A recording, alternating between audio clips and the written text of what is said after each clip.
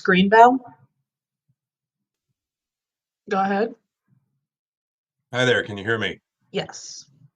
So first, I want to thank the commissioners for their time for listening to my concerns. I have submitted detailed written comments as well. My name is Max Greenbaum. I am the Vice President of All Taxi Management, a taxicab agent licensed by the TLC since 1988. All Taxi is proud to be an early adopter of the driver-owned vehicle leasing model, also known as DOV. This model gives medallion drivers the opportunity to purchase and own their vehicle throughout their medallion lease. DOV drivers maintain their own vehicles and can even sublease the vehicle to other drivers in an entrepreneurial spirit. It is often referred to as a stepping stone to becoming a medallion owner. There are a number of proposed rules and provisions by the TLC that do not support and will actually harm or destroy the DOV model. With regards to the hack-up payment, while we strongly agree with the intent of the rule, we feel the increase does not serve its purpose of offsetting the cost to convert a vehicle into WAV. The current cost to convert a Toyota Sienna is $26,104. It would only be fair to increase the hack-up payment to match the current cost of the conversion. Furthermore, the hack-up payment should be at the agent or medallion owner's option to be paid directly to the agent or to the dealer or converter. Regarding the vehicle operational payments, it's crazy to have a 75% decrease from $4,000 to $1,000 per year and expect to have more WAVs enter the industry. This will deter drivers from driving WAV as the added weight after converting into a WAV drastically wears on integral costly parts. Furthermore, any rule change should specify for future hackups not to disrupt ongoing leases. Increasing the WAV requirement from 4 to 5 years and proposing a rule to claw back TIF funds does not work within the DOV leasing model. You may not realize that under the current TLC rules, the agent is required to give a credit of $77 every week or $1,000 yearly in advance to the DOV driver, regardless of the agent actually receiving these funds from the TLC. When the vehicle is paid off by the driver, typically in 3 years, they can rightfully take ownership of the title and return the medallion. While this doesn't typically occur, having this rule in place would not be fair to the agent who already paid these funds to the lessee throughout the term of their conditional sale of the vehicle. 30 seconds remaining. Additionally, the current lease cap of the vehicle is $42,900, which is far below the actual cost of the vehicle. While we appreciate and agree to remove the retirement of WAV vehicles, we feel the TLC should remove the retirement for all medallion vehicles, not just WAV. Why should there be different standards for FHV bases than yellow taxis? For example, FHVs get inspected by the TLC once every 2 years, while yellow taxis get inspected by the TLC twice yearly. Again, I thank the Commission for their time, and I have submitted written comments. Thank you. Our next speaker this morning is Peter Mazer. Mr. Mazer, you can unmute your mic and begin.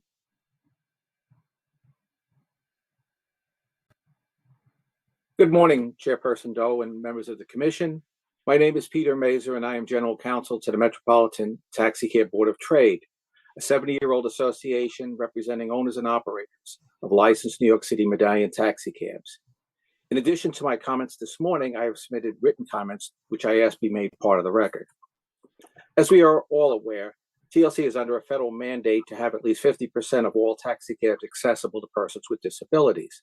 At present, only about 42% of cabs are accessible, and the prohibitive cost of purchasing and retrofitting cabs makes it unlikely that this percentage will change unless something is done to the existing rules. To that end, we commend the TLC's proposal to eliminate mandatory vehicle retirement for accessible vehicles as a necessary first step. Nearly 700 accessible vehicles would need to be taken off the road in the near future because of mandatory vehicle retirement. Under this proposal, these cars can remain in service. TLC's rigid inspection requirements ensure that these vehicles are safe. But more needs to be done. We are pleased that the TLC is considering an increase in the reimbursement from $14,000 to $20,000 for hack-up, with an accessible vehicle costing between $70,000 and $80,000. That's still not enough, and we request that the reimbursement be increased to at least $25,000. We also urge you not to reduce the maintenance payments as proposed because repair and servicing costs have not declined. $3,000 a year is simply not enough to keep an accessible vehicle in good condition. The proposed rules open a limited pathway for the conversion of non-accessible vehicles to WAV vehicles. We support this concept and believe that allowing such vehicle conversions, along with the enactment of other rule changes, will enable the TLC to achieve its federal mandate. However, two of the conversion requirements to the proposed rules would foreclose the option to virtually all owners of non-accessible vehicles, limiting the conversion to vehicles that have been operated for less than 50,000 miles and to vehicles that are less than 3 model year old. This conversion option should be open to all owners of non-accessible vehicles, irrespective of the number of miles that the car is in service and irrespective of the model year. Medallion owners would still be required to have retrofitting done by an approved manufacturer who would certify the safety of the vehicle and pass vehicle inspections in order that they may stay on the road. 30 seconds remaining. There are vehicle retrofitters that are able and willing to convert existing taxicab models to accessibility safely without compromising the integrity of the vehicle in any way or making the vehicle unsuitable for use as a taxicab. Indeed, all vehicles that continue to pass TLC inspection should remain in service, irrespective of the vehicle's age or the number of miles in service. Limiting conversion to only non-accessible vehicles that meet the requirements and model year requirements is inconsistent. Time has expired. Remaining concept. I thank you for your time and would answer any questions that you may have. Thank you. Thank you, Mr. Mazur. Our next speaker is Bhairavi Desai. She'll be followed by Basia Osowski and Erhan Tansel.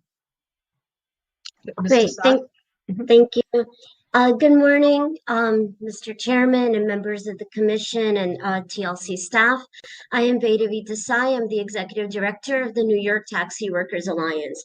With regards to the proposed rules, really agree with many of the speakers already. You know, the TLC made a binding settlement on this issue. You know, people from who were at TLC many years ago when this settlement was reached will know that the Taxi Workers Alliance stood in full support. We believe in accessibility. We believe that actually taxis in particular should have pathway to full accessibility even.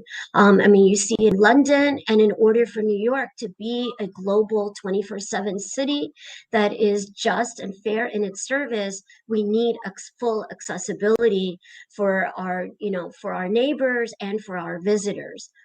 But this has been a mandate that's really been largely unfunded. Even the grants that have existed through the years have come from the industry itself. It's drivers' labor, the cost of gasoline and lease for maintenance that's actually subsidized these grants throughout all of these years. And these grants, as Wayne and Richard have said, have never been adjusted for inflation throughout all of these years.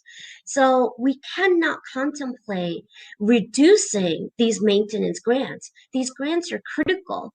The taxi industry is still 50% less in trips compared to pre-COVID. You know, the economic conditions still remain dire. Over 4,000 medallions are still in storage. This is a tremendous economic cost, you know, to purchase these vehicles, convert them, and maintain them. We need the TLC to be a real partner in this mandate, which the TLC is the party that agreed to in court.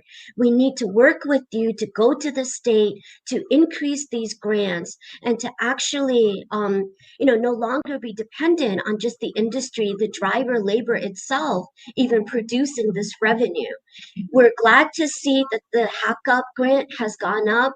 It does need to be higher, 25,000, even 30,000, given that the cost itself has gone up so much.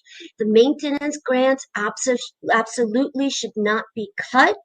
And in terms of mileage, as Richard said, many owner drivers in particular will find a vehicle in a market like Indianapolis where if the cost is much lower, they should be able to buy the car there and drive it back. And the 700 miles when they're driving it back should not count toward the 500-mile limit for the vehicle to be considered new.